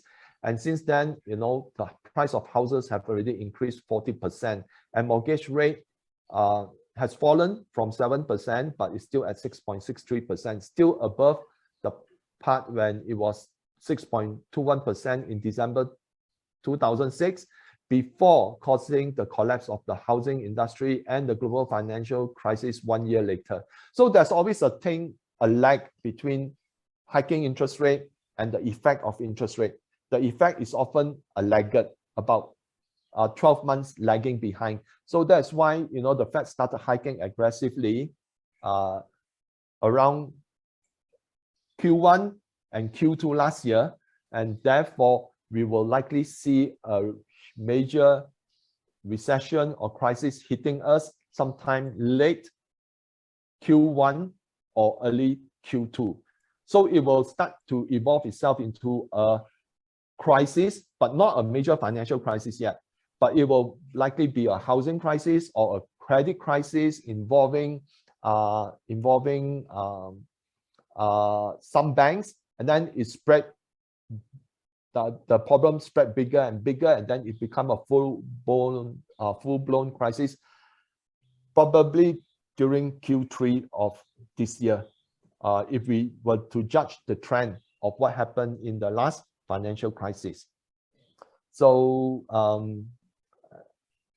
okay, back to you. We know that 2023 is going to be a challenging year, but as well as an opportunity year. So right now is that I do have like a 3 solution for you guys to emerge as a winner in 2023.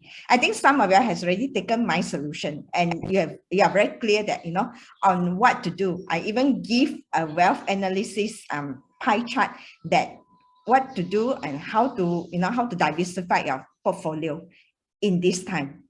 And the 3 solution will be, one is on your life energy, that you understand your life energy and you can correlate and look at what sort of energy externally and what sort of things that you understand yourself and you can do to get better and to navigate through 2023, to capitalize on all the opportunity.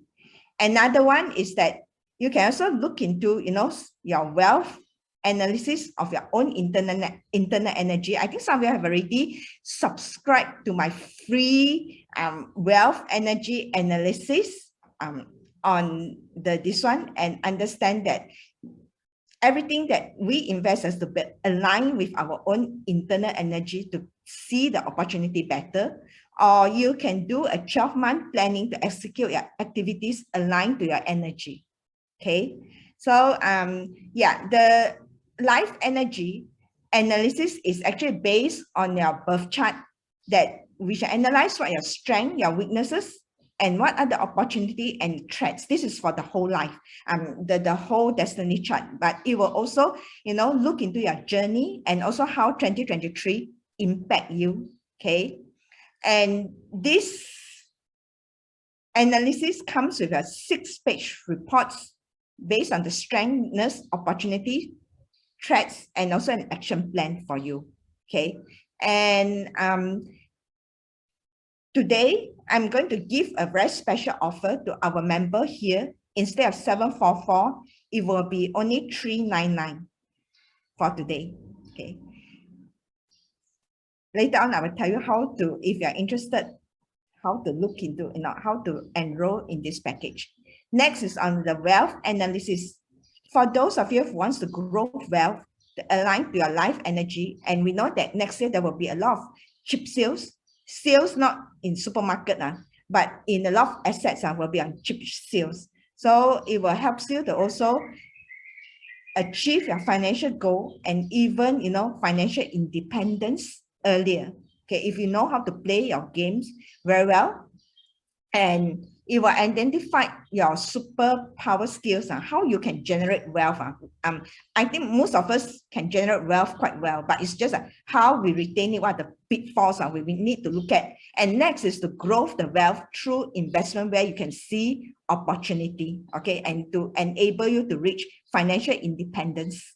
Okay, so this package comes with a 5-page report, and the last page will comes with a recommended investment sector, because a lot of investment guru tell us to invest, to diversify our investment, but sometimes we do not know how to diversify our investment, right? What sector to buy more? Is it diversified in what manner? Which one align to us better, that we can see our timing better? So in this way, you can really, sort of control your own destiny of investment rather than to leave it to some passive mutual fund or some banks, you know, to recommend you maybe what to buy and all this. Even you wanted to take up the mutual fund, you also know that what sort of sectors, what sort of elements is aligned to your own life energy. Okay, so this is something that you should also look into. This package for today actually is about 600 plus. For today, I will give an offer of 299 for today. Okay, and if you wanted to do 12 months planning, you can also look into it. This one will focus more on activities-based planning, like, you know, which month is more suitable for you to do what activities, especially you're in business, even you're in the corporate world, it's also the same. Which month you have more innovation, because in the corporate world, we need more innovation in problem solving as well, self-cultivation studies, and to end something that is not productive. So this is the 12-month planning, the third solutions that I have for you. And it is actually the package here. The SWOT analysis is 399, the wealth analysis is 299, and the 12 months life planning is 199. All the nines are because of period 9. So the whole 3 solution is actually 649. If you sign up today, actually the 3 solution will save 248, because if you sign up all the 3 solutions, I would the total package will be 649. Then you will save 248. Okay, and I will give you a link later on if you're interested to take a look at for you. Okay, I saw a lot of questions coming in. Yeah. Okay. Yeah, so, I've replied some of those buyers. Yeah. Okay. Good. So yeah, let me just drop it in the link here later on the form itself. So next is, okay, I also promised that I will give you some dates to clean your negative energy, because Chinese New Year is coming. We will need to clear out our energy. So these are all the SOP. I will drop it in the Telegram. Like, you need to cleanse your body first, then you have to use bath salt to clean out your body after you have cleansed, normal bathing and cleaning from top to toe, from head to toe. So after that, you have to use bath salt to wash out that scrub, to sort of, you know, wash off that negative energy. Because sometimes we go somewhere, we accumulate negative energy. We have people that, you know, around us that are very negative. We also, you know, sort of suck our energy out, and we also accumulate negative energy. So negative energy is a noise in your life energy. Okay, it will disrupt your frequency for you to think better. So this is important. This activity is important. Don't overlook it. And what you need to do is that, you know, you find kaffir leaf, lime leaf, 2 slices of lemon, and you soak in the water in bathtub, and you can add fresh flowers if you want, after you cleanse out all the negative energy, to renew your energy. Because all this leaf and all this, they contains energy also. They contains fresh, renewed energy. It must be fresh leaf, and lemon slices and all this, they also contain, you know, life energy that for you to absorb. So it will help you. Then the special date is here on 20th of January 2023. Okay, from this time. So after you have cleansed, okay, this is whole day, sorry, on the 20th of January, after you have cleansed, you will, at 9:15 p.m. Is a good time for you to sort of clear your mind, and, you know, tap on the power of the universe energy that you, at that time, the strength is very good. The signal is 5 bar. The universe energy, so internal strength with external. So you tap on your conscious mind to ask for, you know, increase of vibrational frequency, the clarity of mind and intuition. Because actually investment is very much on intuition game as well. The timing itself is intuition. Know when to come in, know when to go out. That is all, more or less, with the couple with research and couple with intuition, that, you know, you have the timing itself. So these are actually the hard part. The hardware is the knowledge, the information that you receive from PC and I, and also other investment guru, other sources. But the software is actually clarity of mind and intuition. I think, would you agree on that? This makes sense? Yeah, I think clarity of mind is important, you know. Sometimes we can be driven by certain issues, but lack the clarity of minds and make some foolish mistakes, you know. Yeah, that's right. Yeah, so this is why all this cleansing is important to purge out all the negative energy. And if you know your life energy, like the SWOT analysis, it will be even better, because this is something that you have to do at least once a lifetime to understand yourself. Okay, so and then also I give it timing to even enhance your own energy even better, to increase your intuition for 2023. Okay, so increase your intuition and also do manifestation.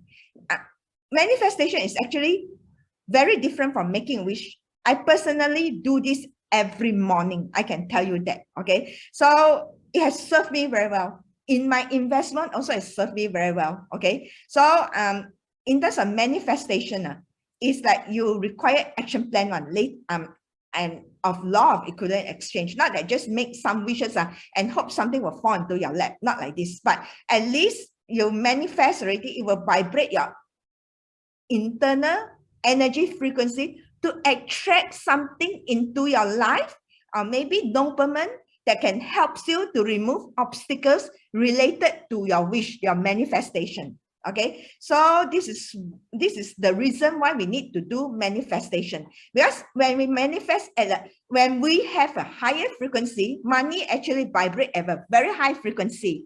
It's a currency. Actually, money is an energy. So when we vibrate at a higher frequency, we will also attract more opportunity, good opportunities in our life. So this is why this is important. And these are the dates for the manifestation, the back direction. If you know Qi, if you do not know, it's okay. If some of you have some knowledge on Qi, you use according to your destiny palace.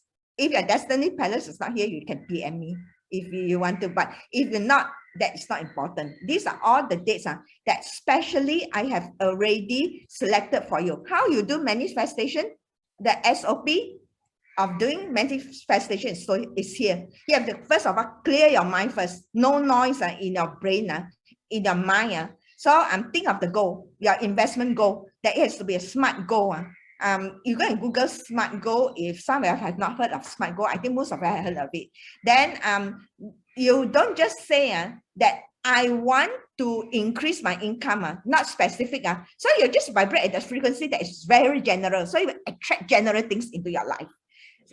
You have to think of a goal before you start writing. All these times that I've given you at the timing is when you write the goal. You don't have to go, manifest like those meditation type. Even writing is also a manifestation, because you have clear your mind already. That means I write the goal. That means I have already vibrate at that frequency to enable me.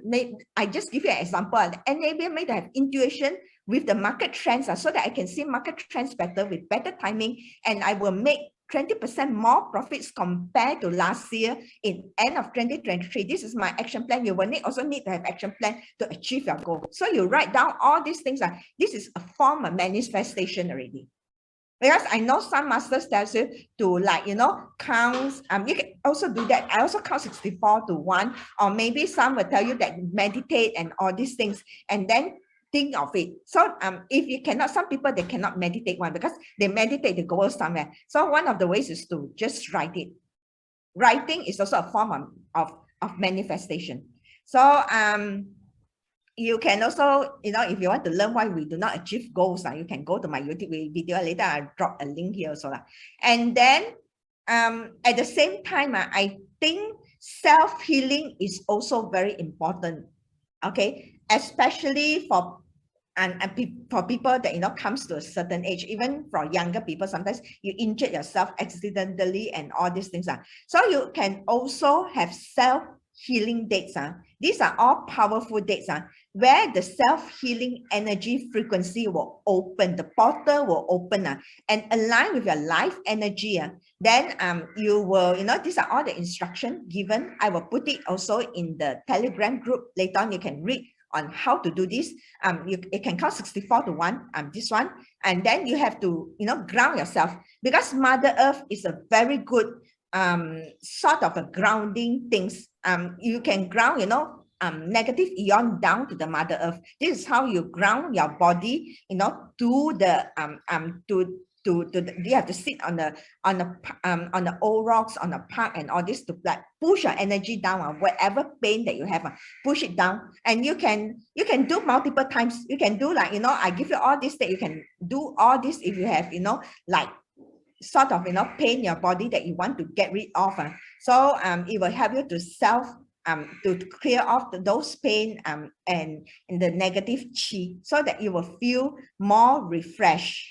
Okay, coupled with maybe the treatment that you're doing now, it will at least, enhance the treatment that you undergo if you have go through any physiotherapy and all these things.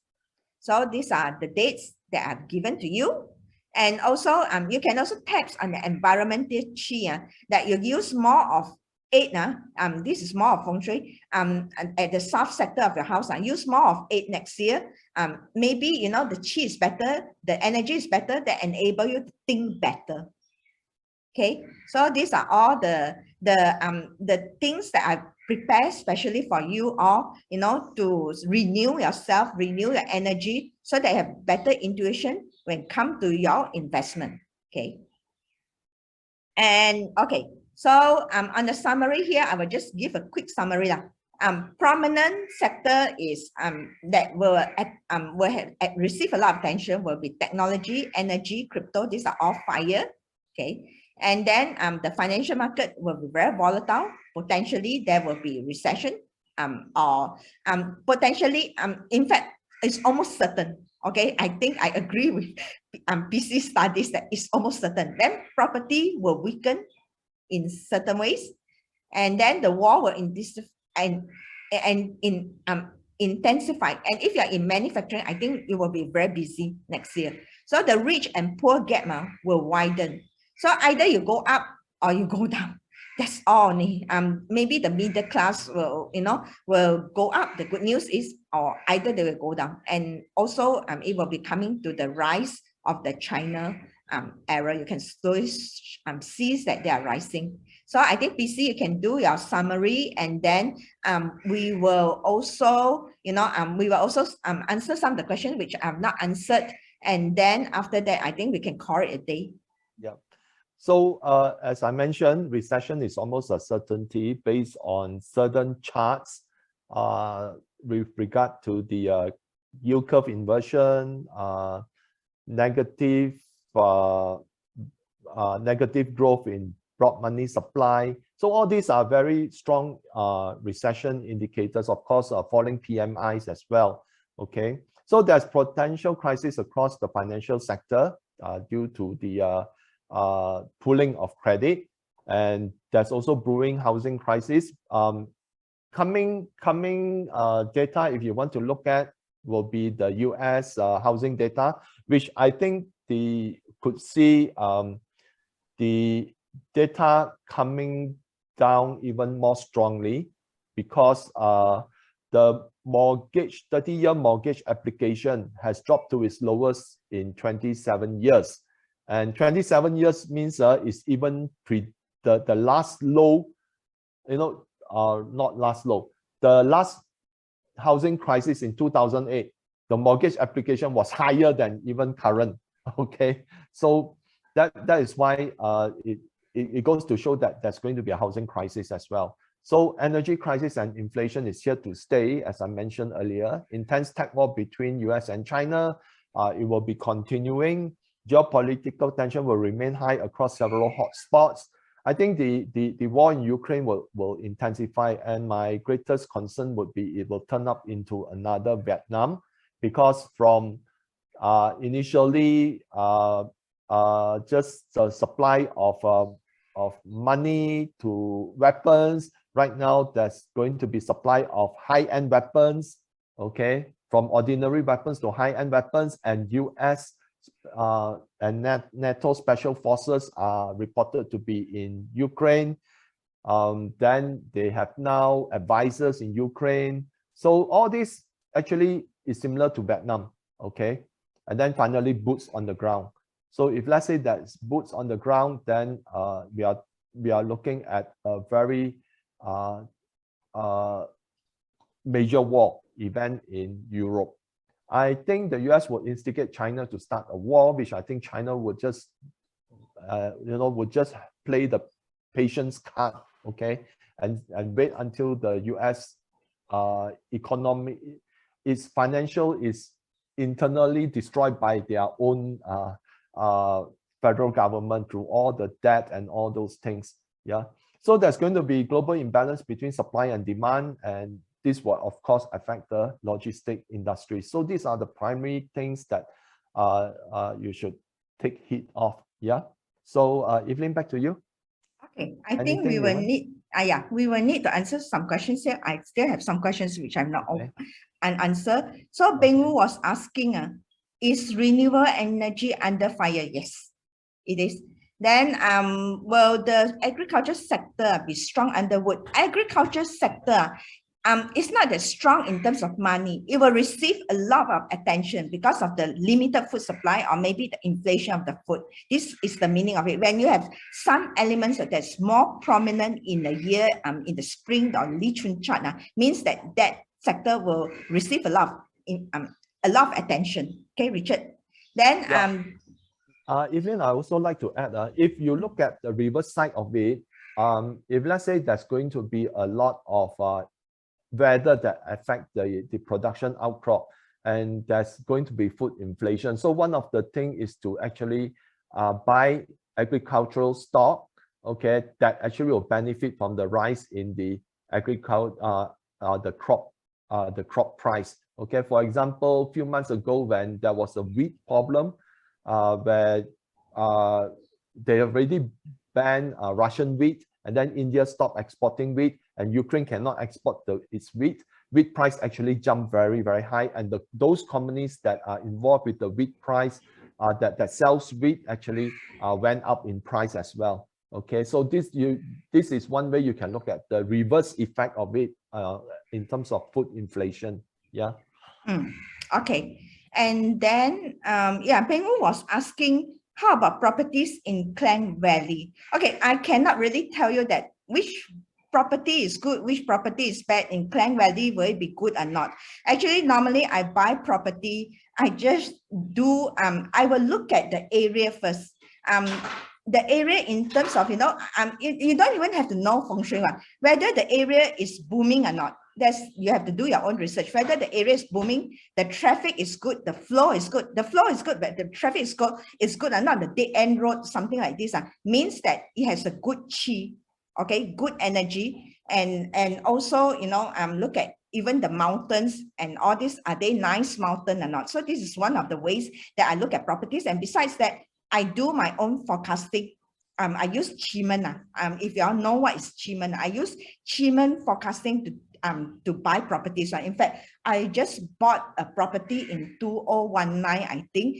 If you are in Penang, you will know where the property is. It's in Queen's Waterfront, which is now the hottest property in Penang. If you really want to buy properties, I think you will need to PM me already. So because property can be a liability, it can be also, an assets or an investment that makes money, and it also can be liability one. It's no joke one, because when it's not making money, you have to really pump a lot of money into the property. In terms of stock investment, okay, you can mix. Actually, I'm not saying that US company is not good, because some of the US company already have international presence. Although how bad US economy is, they were still once strong before. They were the giants before. So maybe you would look into diversified more into some Chinese company that has potential. Okay, so I hope I have answered the questions on this one. Anything, anyone, anything? Yeah, I think those I've already answered also because China is in the period 9 where it is rising, so it's one way to look into having some Chinese stocks. And if let's say you're very worried about Chinese companies, whether through their audit and or reliance and such, one of the key way is to look into the Hong Kong Stock Exchange, but then with companies exposure into China. So there are a lot of renewable energy companies that are operating in China but are listed in Hong Kong.